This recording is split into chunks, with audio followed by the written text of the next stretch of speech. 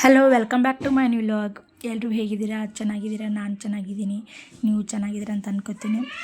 ಇಲ್ಲಿ ನನ್ನ ಮನೆಗೆ ಬಂದಮೇಲೆ ನೆಕ್ಸ್ಟ್ ಡೇ ವ್ಲಾಗ್ ಮಾಡ್ತಿದ್ದೀನಿ. ಆಮೇಲೆ ಇಲ್ಲಿ ಬೆಳಗ್ಗೆ ಬೇಗ ಹೇಳೋದ್ರಿಂದ ಎಲ್ಲ ಕೆಲಸ ಬೇಗನೆ ಆಗಿಬಿಡುತ್ತೆ 10 ಗಂಟೆ ಅಷ್ಟೊತ್ತಿಗೆ. ಆಮೇಲೆ ಮುಂದೆ ಏನು ಮಾಡೋದು, ಸುಮ್ಮನೆ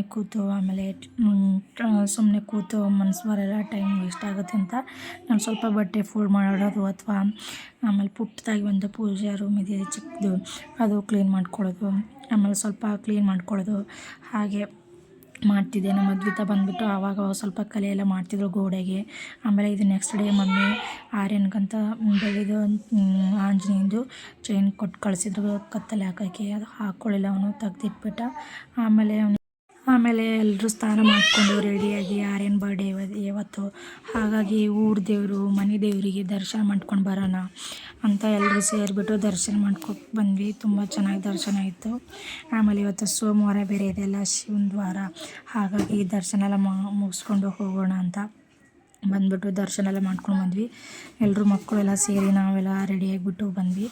ಈ ಥರ ಏನೋ ಪಾಸಿಟಿವ್ ವೈಬ್, ಬರ್ತಡೇ ದಿನ ದೇವ್ರ ದರ್ಶನ ಮಾಡ್ಕೊಂಡು ಹೋದರೆ ಒಂಥರ ಪಾಸಿಟಿವ್ ವೈಬ್ ಇರುತ್ತೆ. ಮಕ್ಕಳಿಗೆ ಚೆನ್ನಾಗಿ ದರ್ಶನ ಮಾಡಿಸ್ಕೊಂಡು ಕರ್ಕೊಂಡೋದ್ರೆ ಬರ್ತಡೇ ದಿನ ಅಂದರೆ ಹುಟ್ಟುಹಬ್ಬ ದಿನ ಮಕ್ಕಳಿಗೆ ಎಲ್ಲ ಒಳ್ಳೆಯದಾಗಲಿ ಅಂತ ತಂದೆ ತಾಯಿ ಬಯಸೋದು. ಹಾಗಾಗಿ ಅವರಿಗೇನೋ ದೇವಸ್ಥಾನ ಕರ್ಕೊಂಡೋದ್ರೆ ಒಂಥರ ನಮಗೂ ಮನಸ್ಸಿಗೆ ಸಮಾಧಾನ, ಅವರಿಗೆ ದೇವ್ರ ದರ್ಶನ ಮಾಡ್ಕೊಂಡು ಕರ್ಕೊಂಡೋದ್ರೆ ಅಂತ.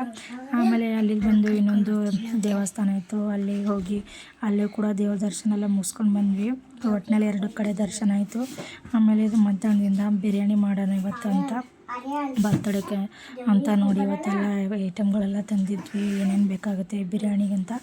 ನಮ್ಮ ಇದನ್ನ ಮಾಡ್ತಾರೆ ಬಿರಿಯಾನಿ. ಆಮೇಲೆ ಅವ್ರಿಗೆ ಅಡುಗೆ ಮಾಡೋಂದರೆ ಈ ಥರ ಇಷ್ಟ, ಹಿಂಗೆಲ್ಲ ಚೆನ್ನಾಗಿ ಮಾಡ್ತಾರೆ ಕೂಡ.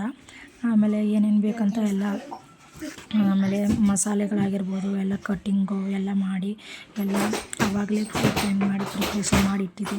ಯಾಕಂದ್ರೆ ಸಾಯಂಕಾಲ ಅಂದರೆ ಬೇಗ ಆಗೋಲ್ಲ, ಅದಕ್ಕೋಸ್ಕರ ಎಲ್ಲ ಮೈದನ್ಗಳು ಎಲ್ಲ ನೋಡಿ ನಡುವೆ ಈ ಥರ ಎಲ್ಲ ಕೀಟ್ಲೆಗಳು ಮಾಡ್ತಾರೆ. ಒಟ್ಟಿನಲ್ಲಿ ಫ್ರೆಂಡ್ಲಿಯಾಗಿರ್ತಾರೆ ನನ್ನ ಜೊತೆ. ನನಗೂ ಈ ಥರ ಇಷ್ಟ, ಫ್ರೆಂಡ್ಲಿಯಾಗಿರೋದು. ಆಮೇಲೆ ಈ ಥರ ಖುಷಿಯಿಂದ ನಗುತ್ತಾ ಮಾಡೋದು ನನಗೂ ಇಷ್ಟ. ಈ ಥರ ಅವರು ಕೂಡ ಅಷ್ಟೇ ಫ್ರೀಯಾಗಿರ್ತಾರೆ ಚೆನ್ನಾಗಿ. ಆಮೇಲೆ ಬಿರಿಯಾನಿ ಎಲ್ಲ ಮಾಡ್ತೀವಿ ನೋಡಿ, ಈ ಥರ ಹೀಗೆಲ್ಲ ನಗುತ್ತಾ ಅಥವಾ ಈ ಥರ ಏನೇ ಫಂಕ್ಷನ್ ಇದ್ದರೆ ಮನೇಲಿ ಈ ಥರ ಮಾಡೋಕ್ಕೆ ಎಷ್ಟು ಚೆನ್ನಾಗಿರುತ್ತೆ. ನನಗಂತೂ ಈ ಥರ ಇಷ್ಟ, ಫ್ರೀಯಾಗಿರೋದಾಗಿರ್ಬೋದು ಅಥವಾ ಖುಷಿಯಿಂದ ಎಲ್ಲರೂ ಸೇರಿ ನಗುತ್ತಾ ಮಾಡೋದು. ಎಲ್ಲ ಕಡೆಯೂ ಒಬ್ಬೊಬ್ಬರೇ ಮಾಡೋದಿರುತ್ತೆ. ಸಿಟಿಯಲ್ಲಿ ಹೋದ್ಮೇಲೆ ನಾವು ಇಷ್ಟೇ ಮಾಡೋದು ಅಥವಾ ಕ್ಯಾಂಟೀನಿಂದ ತರಿಸೋದಿರುತ್ತೆ. ಆದರೆ ಈ ಥರ ಒಟ್ಟಿನಲ್ಲಿ ಅಡುಗೆ ಕೂಡ ಬೇಗನೆ ಮುಗೀತು. ಬಿರಿಯಾನಿ ಅಂತೂ ಸಖತ್ತಾಗಿ ಟೇಸ್ಟಿಯಾಗಿತ್ತು. ಆರ್ಯನ್ ಬರ್ತಡೇ ಇರುತ್ತಲ್ಲ, ಅದ್ರ ಹಿಂದಿನ ದಿವಸನೇ ನಮ್ಮನೆಯವ್ರದ್ದು ವೆಡ್ಡಿಂಗ್ ಆ್ಯನಿವರ್ಸರಿ.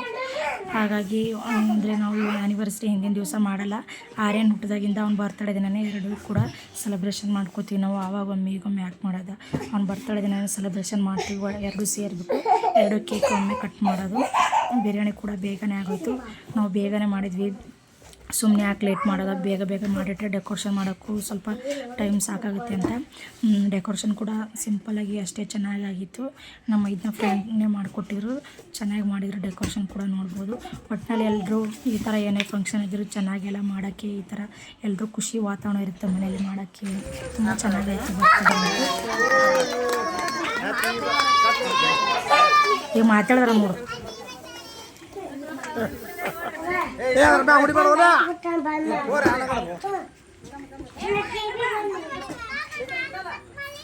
ನನ್ನ ವಿಡಿಯೋ ಇಷ್ಟ ಆಗಲಿ ಪ್ಲೀಸ್ ಲೈಕ್ ಮಾಡಿ. ಹಾಗೆ ನನ್ನ ಚಾನಲ್ನ ಸಬ್ಸ್ಕ್ರೈಬ್ ಮಾಡ್ಕೊಂಡಿಲ್ಲ ಅಂದರೆ ಸಬ್ಸ್ಕ್ರೈಬ್ ಮಾಡ್ಕೊಳ್ಳಿ.